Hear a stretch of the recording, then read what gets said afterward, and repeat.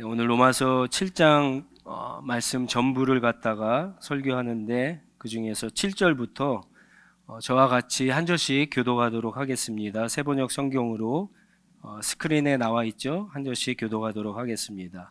그러면 우리가 무엇이라고 말을 하겠습니까? 율법이 죄입니까? 그럴 수 없습니다. 그러나 율법에 비추어 보지 않았다면 나는 죄가 무엇인지 알지 못하였을 것입니다.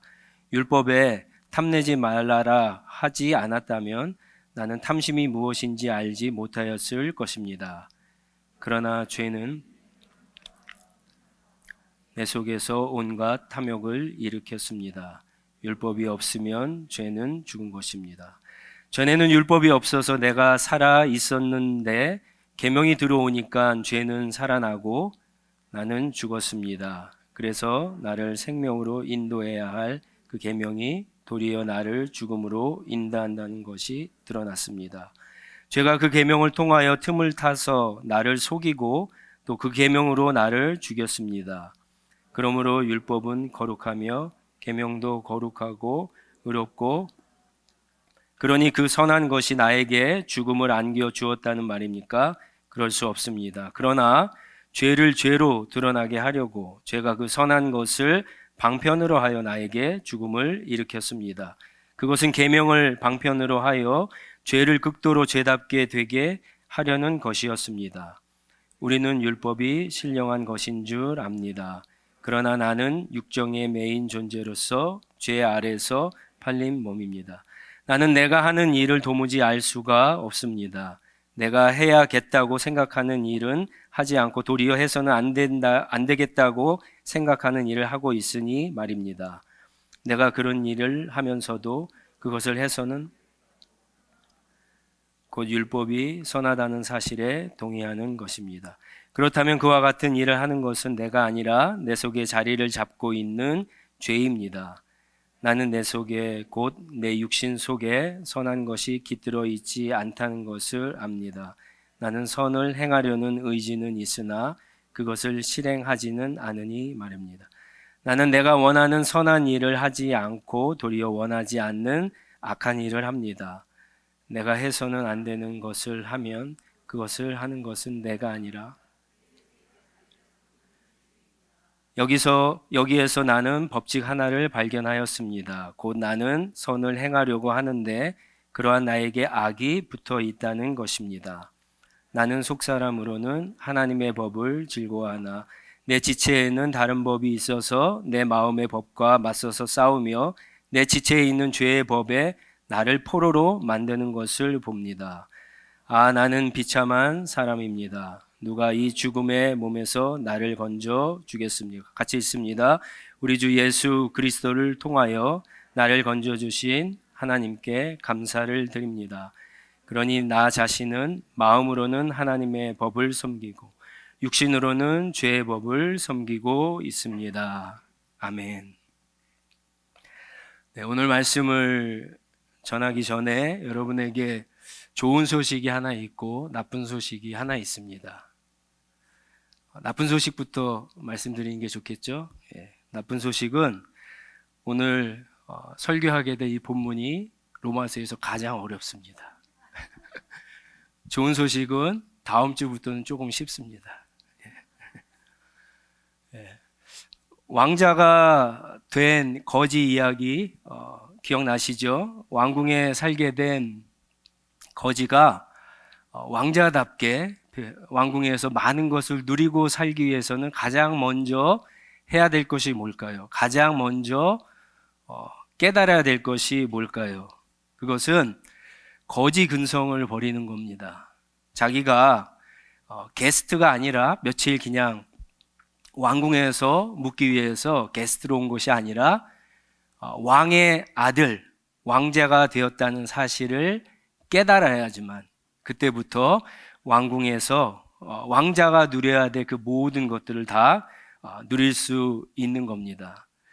더 이상 거지가 아니라 자기의 신분이 바뀌었고 자기의 상태가 변했고 처지가 변했고 그래서 왕궁에서 살면서 자신의 삶의 동기와 삶의 목적도 거지 때와는 달라져야 합니다. 그래야지 조금씩 왕자다운 삶을 누리고 왕자답게 살아갈 수 있는 겁니다.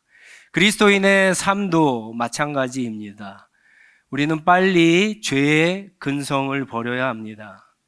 이미 신분이 변했습니다. 이미 상태가 변했습니다. 그래서 빨리 우리를 불러주신 하나님의 의도와 목적과 그리스도 예수 안에서 삶의 의미를 찾아야만 하는 겁니다. 물론 우리의 수준, 우리의 실력, 우리의 믿음은 여전히 거지죠. 여전히 죄인을 극에 벗어나지는 못했습니다.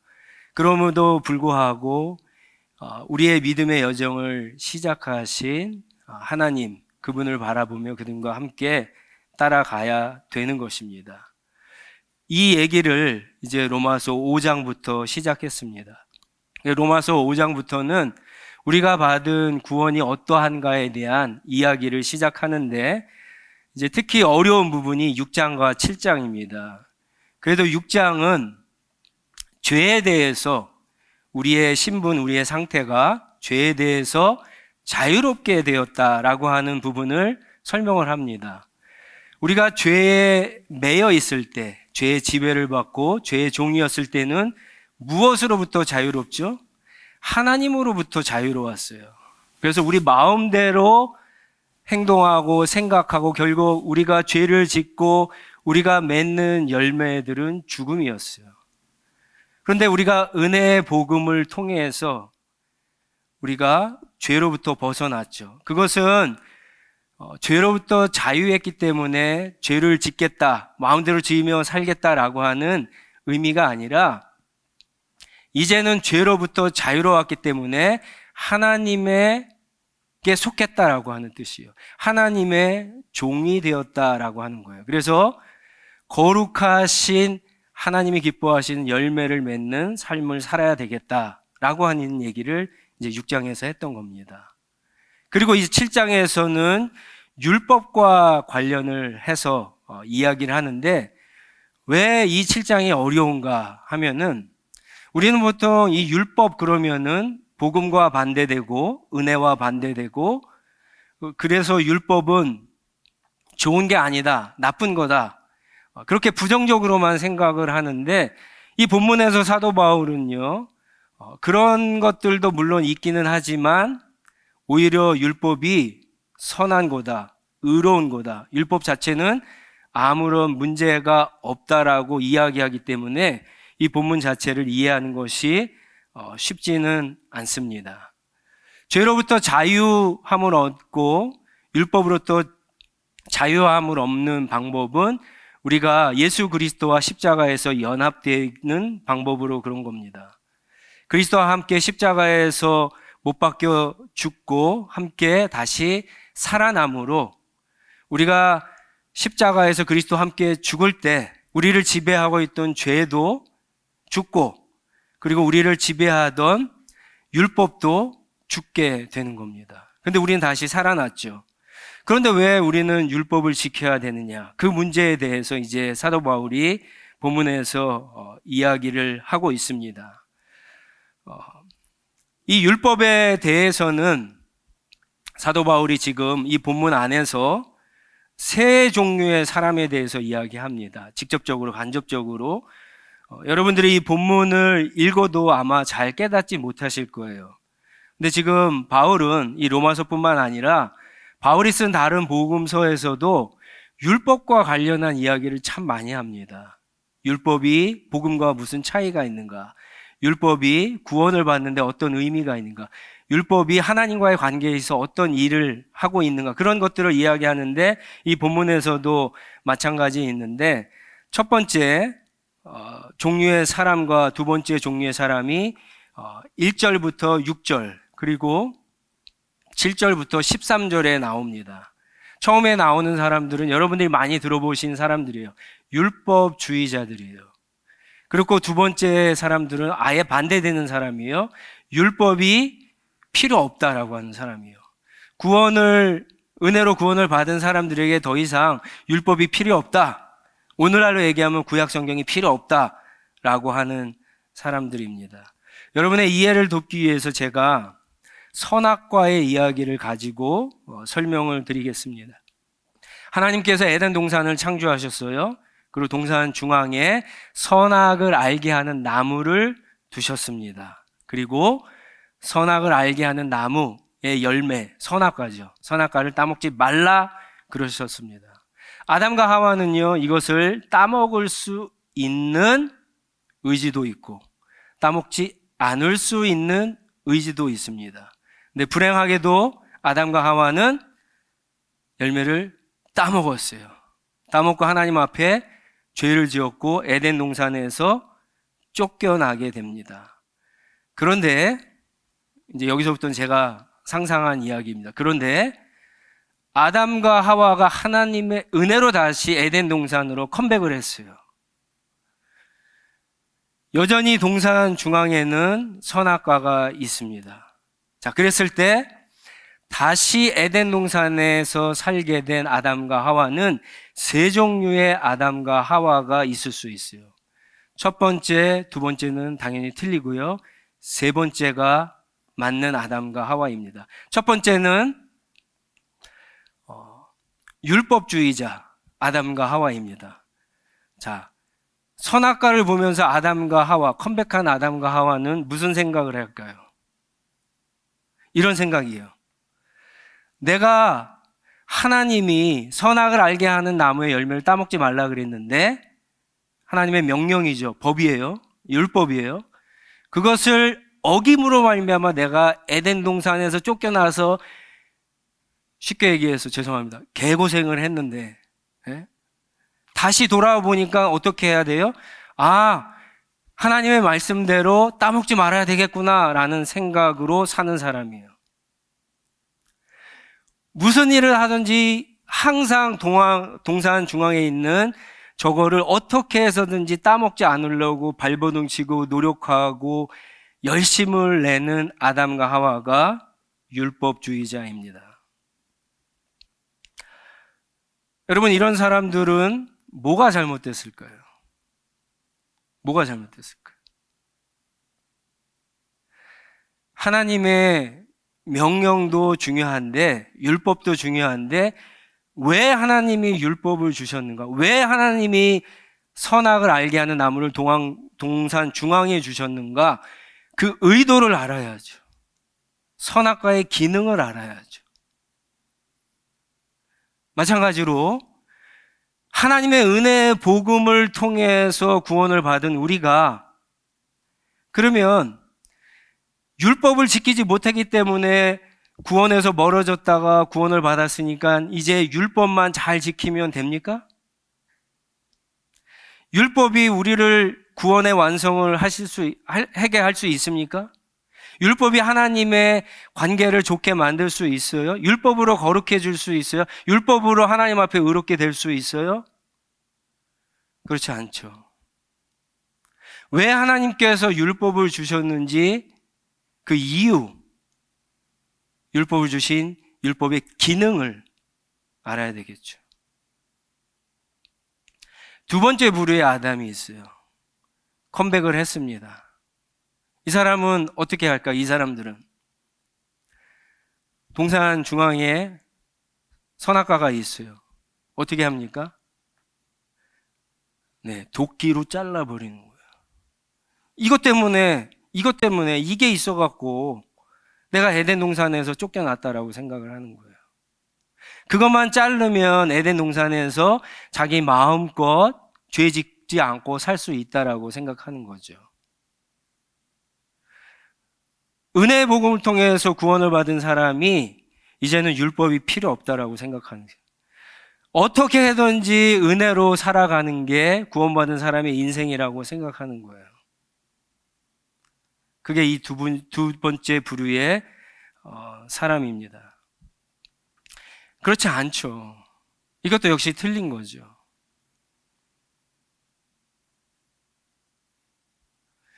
역시 율법을 주신 이유와 율법의 기능을 알지 못하기 때문에 그렇습니다. 7절부터 13절까지가 그 부류의 사람에 대한 이야기입니다. 바울이 여기서 아주 자세하게 이야기하는데 율법 가운데 탐내지 말라라고 하는 계명을 가지고 이제 설명을 합니다. 율법의 기능이 뭔지 이제 잘 보세요. 율법을 하나님이 주셨어요. 탐내지 말라, 10계명 가운데 10번째 계명을 주셨어요. 근데 바울은 이렇게 이야기합니다. 만약에 탐내지 말라고 하는 이 계명이 없었으면 어떻게 됐을까요? 죄를 알지도 못하고 죄가 내 속에 있는지도 몰랐다라고 하는 거예요. 술 마시고 음주운전하면 안 된다라고 하는 법이 있습니다. 그 법을 만약에 제정했다고 한다면 그러면 사람들이 그 법을 따르겠죠. 그래서 술 먹고 운전하지 않으려고 하겠죠. 죄니까. 근데 만약에 그 법이 없다라고 한다면, 법이 없으면 사람들이 죄를 안 집니까? 술 먹고 운전을 안 해요? 그렇지 않죠. 더 많은 사람들이 할 거예요. 죄인지도 모르고. 술 먹고 운전하면서 많은 사람들을 다치게 하겠죠. 죽게 하겠죠. 가정을 파괴하겠죠. 사회적인 문제를 일으키겠죠. 그런데 본인은 죄인지 몰라요. 율법의 기능이 그렇다는 거예요. 인도와 차도를 구분하는 선을 그었어요. 사람은 인도로 다니고 차는 차도로 다녀야 되는데 선이 없으면 어떻게 돼요? 우리 가끔 유튜브나 그런 데서 보시죠. 어떤 그 제3국가 같은데 신호등이 딱 바뀌었는데 막 자동차, 사람들, 자전거 부딪히지도 않고 막 건너갑니다. 근데 사고가 나죠. 율법의 기능이 그래요. 율법은 하나님께서 우리에게 주셨을 때 그 율법은 무엇이 하나님 앞에 죄이고 아닌 거를 알려줄 뿐만 아니라 그 죄를 짓고 있는 우리 안에 있는 마음을 밖으로 드러내 보이는 역할을 해요. 여러분, 바울이 10계명 가운데 특별히 마지막 10번째 계명 탐내지 말라라고 하는 이 계명을 설명하는 이유가 있어요. 우리는 보통 10계명을 1계명부터 4계명까지 하나님에 대한 계명, 5계명부터 마지막 10계명 이웃에 대한 계명을 이렇게 생각을 하죠. 그런데 다르게도 분류할 수가 있어요. 1계명부터 9계명은 행동으로 범한 죄라고 한다면 마지막 10계명은요, 탐심, 마음에 남의 것을 훔치려고 하는 마음조차 품지 말라라고 하는 마음 안에 들어있는 죄에 대한 지적이에요. 그리고 10계명이 끝나요. 예수님이 뭐라고 그러셨죠? 율법을 해석하시면서 산상수훈에서 형제를 미워하는 자가 들키지 않으면 죄가 아니에요? 아니죠. 형제를 미워하는 마음이 있는 자마저 살인하는 자, 살인하지도 않았어요. 때리지도 않았어요. 죽이지도 않았어요. 행동으로 나타나거나 들키거나 걸리지도 않았는데 마음만 품어도 죄라고 10계명을 해석해 주셨어요. 율법이 없으면 여러분, 우리 마음 속에 있는 죄를 걸리지만 않으면 된다라고 생각해요. 당시 유대인들이 그랬거든요. 유대인의 어떤 사고방식, 그들의 습관, 습성을 그대로 물려받은 구원을 받은 크리스찬들도 똑같이 생각을 했어요. 그게 율법주의자예요. 걸리지만 않으면, 들키지만 않으면 죄가 아니다라고 생각하는 거예요. 그런데 하나님의 율법의 잣대와 기능은 더 엄중하죠. 드러난 행동뿐만 아니라 마음에 있는 악한 죄의 본성까지도 지적하고 드러나게 하죠. 그럼 그렇게 해서 뭐 하겠다라고 하는 거예요, 율법이. 율법이 그걸로 끝입니까? 그래서 너희는 다 하나님 앞에 죄다. 사도 바울이 3장에서 얘기했던 모든 사람들이 죄인이다. 이거를 선포하는 것으로 끝납니까? 그렇지 않죠. 갈라디아에서 사도 바울이 설명했듯이 이 율법은요, 예수 그리스도께로 인도하는 예수 그리스도를 가리키는 화살표와 같은 역할을 하는 거예요. 그래서 율법을 우리가 지킬 때 분명히 깨닫게 되는 게 있어요. 아, 나는 율법을 절대 지킬 수 없구나. 율법을 통해서는 구원을 받을 수 없구나.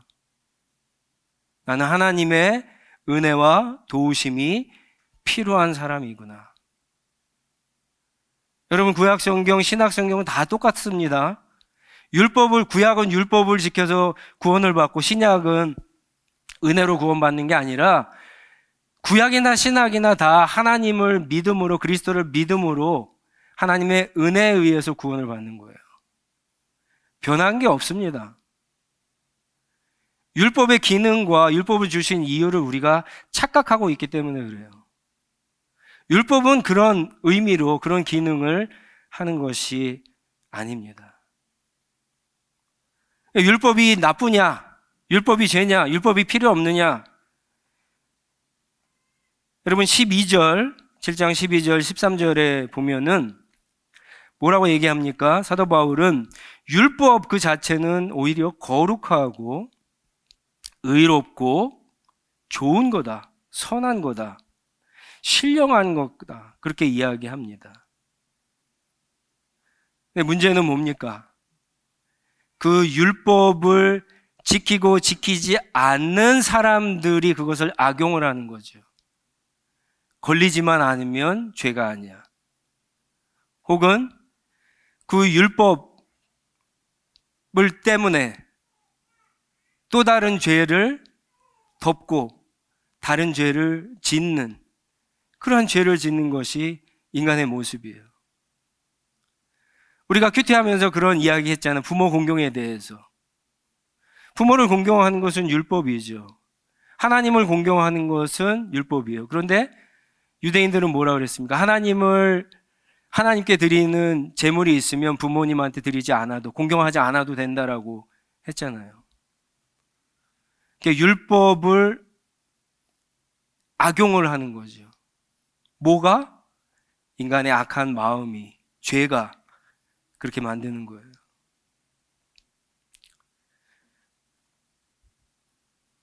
결국 지금 바울이 율법에 대해서 이야기하면서 말하고 싶은 것은 그런 거예요.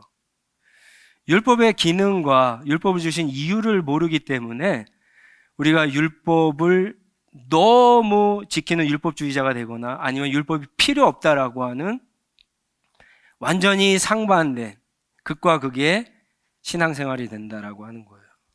그러나 그렇지 않다라고 하는 거죠. 그렇지 않은 사람의 모습이 이제 여러분 14절부터 이제 시작이 되는 겁니다. 그리고 이제 24절, 25절에 우리가 너무나 잘 알고 있는 유명한 고백이 나오죠. 아, 나는 비참한 사람입니다. 이 비참한 사람입니다. 이 고백을 해낼 수 있어야 돼요. 이 고백이 늘 우리 가운데 있어야 되는 거예요. 이 고백을 하셔야지 25절의 고백이 가능하게 됩니다.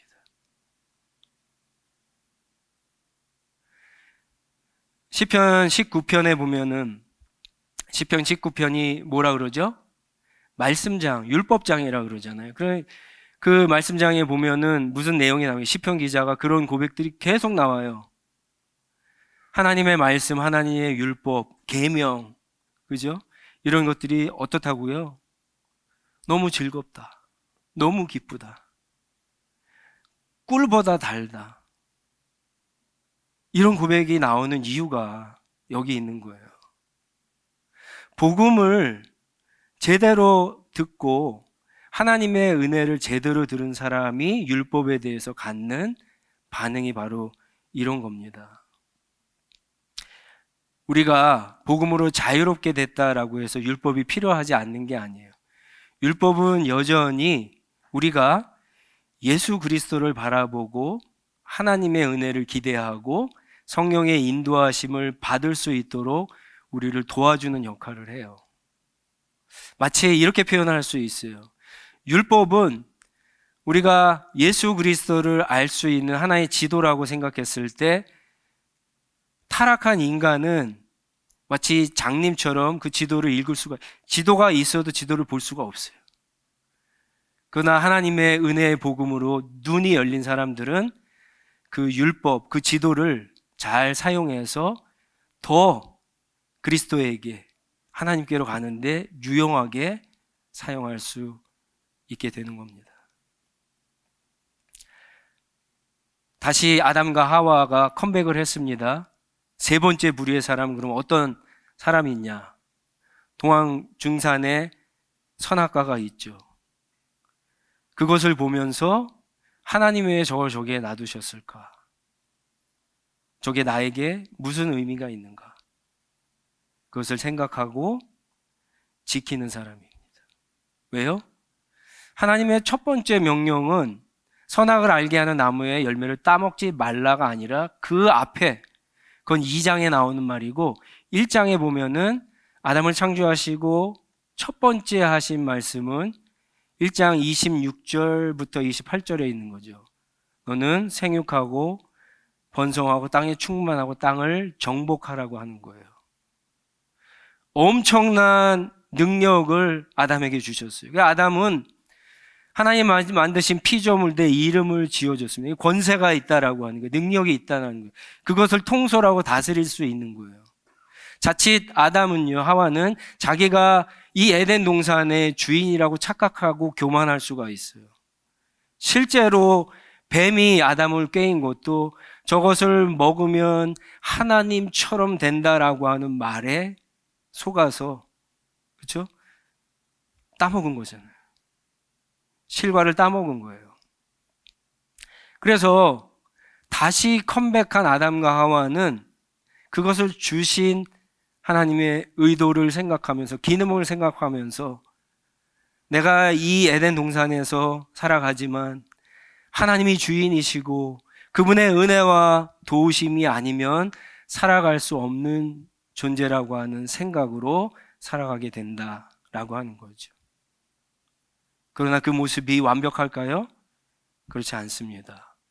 이 땅에서 하나님의 백성으로, 자녀로 아무리 깨닫고 아무리 하나님이 주셔도 살아가는 우리는 늘 100%일 수가 없어요. 실수하고 넘어지고 그럴 수 있습니다. 그게 바로 사도 바울이 이제 7장 마지막에서 고백하는 사람입니다. 여러분, 어떤 사람입니까? 내 안에는 선을 행하려고 하는 마음이 있어요. 의지가 있어요. 그런데 어떻게 합니까? 그렇게 행동이 따라가지 못해요. 이거는 은혜 복음을 깨달은 사람의 모습일 수 없어요. 그런 사람은 이미 죽었기 때문에 늘 생각하고 행동하고 나타내는 결과가 죄고 죽음일 수밖에 없어요. 이거는 하나님의 은혜의 복음으로 깨어난 사람이 두 쪽을 생각하고 선택할 수 있는 기로에 있다라고 하는 뜻이에요. 내 안에 죄의 법도 있고요, 내 안에 하나님의 법도 있는 것을 알게 됩니다. 그런데 여러분, 이런 가운데 우리 자신에 대해서 한없이 좌절하고 비참하고 연약하고, 그래서 겸손해질 수밖에 없고, 그래서 우리를 구원해 주신 우리 주 예수 그리스도, 그 하나님을 바라보고 그분 앞에 나아갈 수밖에 없는 겁니다. 그게 25절의 고백이고요, 그게 이제 8장에서 우리가 이야기하고 싶은 성령께서 우리 가운데 오셔서 우리를 인도하시고 우리가 왜 성령의 인도하심을 받아야 되는가에 대한 이야기입니다. 우리 교회가 오늘 말씀을 받는 우리 한 사람 한 사람이 율법을 볼 때마다 하나님의 말씀을 주신 말씀을 받고 지키려고 할 때마다 이런 갈등이 있잖아요. 솔직히 이런 갈등이 있잖아요. 하나님의 말씀은 이런데 나는 이렇게밖에 못하는, 그래서 얼마나 한없이 연약한가, 그런 갈등이 있잖아요. 그럴 때마다 이런 말씀을 주신 하나님을 원망하기보다 우리 자신을 먼저 생각해야 된다는 거예요. 우리가 얼마나 연약한 존재인가, 얼마나 하나님이 필요하고 그리스도의 은혜가 필요한 사람인가, 얼마나 성령의 인도하심이 필요한가. 여러분, 그것을 깨닫고 우리 주 예수 그리스도, 그분을 주인 삼고 우리 안에 이미 선한 일을 시작하신 성령의 인도하심을 받는 저와 여러분의 한 주간의 삶이 되기를 주님의 이름으로 축원합니다. 같이 일어서서 오늘 말씀 기억하면서 같이 기도하도록 하겠습니다. 여러분들은 어떠세요? 하나님의 은혜로 구원을 받았는데, 신분이 변했는데, 여러분의 상태가 변했는데 아직도 죄에 얽매여 있지는 않습니까? 여전히 율법에 얽매여 있지는 않습니까? 하나님의 말씀을 지키지 못해 좌절하는 거 괜찮아요. 무너지는 거 괜찮아요. 내 믿음이 이 정도밖에 안 되는가? 내가 목사인데, 장로인데, 안수집사인데, 권사인데, 내가 그래도 교회 안에서 리더인데 내 믿음이 이 정도밖에 안 되는구나. 여러분, 자기 자신에 대해서 실망하는 거 괜찮아요. 절망하는 거, 낙심하는 거 괜찮습니다. 근데 거기서 끝내시면 안 돼요. 사도 바울이 25절에 고백하는 것처럼 하나님을 바라봐야 됩니다. 우리에게 예수 그리스도를 보내주신 하나님께 감사하고, 여러분, 그분을 주인 삼고 우리 안에 우리가 지키지 못하는 기록된 법이 아니라 하나님의 성령의 법 우리의 마음에 새겨주셨잖아요. 예레미야서에 보면 성령이 우리 가운데 있습니다. 그 법을 따라서, 그 성령을 따라서 주님, 부족하지만 연약하지만 그분과 한 걸음 한 걸음 나아가겠습니다. 그렇게 살아내겠습니다. 정말 이제는 죄의 근성을 버리고 하나님의 자녀답게, 하나님의 백성답게 조금이라도 주님이 기뻐하시는 모습으로 살아가는 그런 모습이 나타날 수 있게 해달라고 한번 같이 주님 앞에 기도하도록 하겠습니다. 기도하겠습니다.